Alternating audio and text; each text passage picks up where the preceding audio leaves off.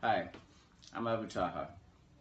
Lately I've been hearing a lot on the news about far-right nationalist groups like the EDL, who are making a lot of noise, preaching bigotry and hate against Muslims and against Islam itself. I always just chalked it up to freedom of speech, but some friends of mine were recently attacked by an EDL member, physically attacked, as they ran a table, passing out copies of Quran and brochures about Islam and how we condemn terrorism and attacks on innocents.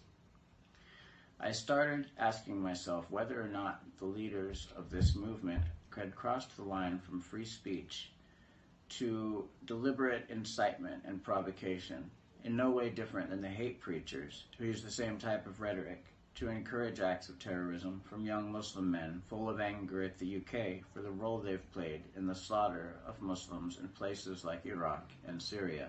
I worried that if left unchecked, their words might inspire something worse than thuggery and random acts of violence and intimidation towards individual Muslims.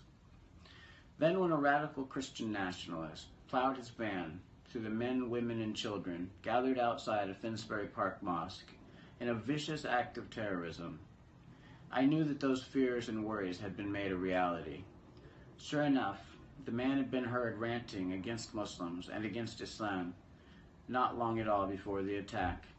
And as it turns out, the things he was saying could have been copied and pasted directly from the mouthpiece of the EDL, Tommy Robinson, and the many videos he's made.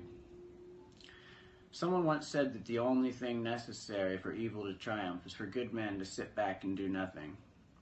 Well, I'm done sitting back while radical Christian nationalists groom an army of right-wing terrorists, unchecked and unopposed. My voice is the only weapon I can bring to bear at the moment, so I will use it as best I can to expose radical Christian nationalists and hate preachers like Tommy Robinson, in hopes that no more terrorists will be created by their words. The videos to follow will be a point-for-point refutation of Tommy's favorite talking points.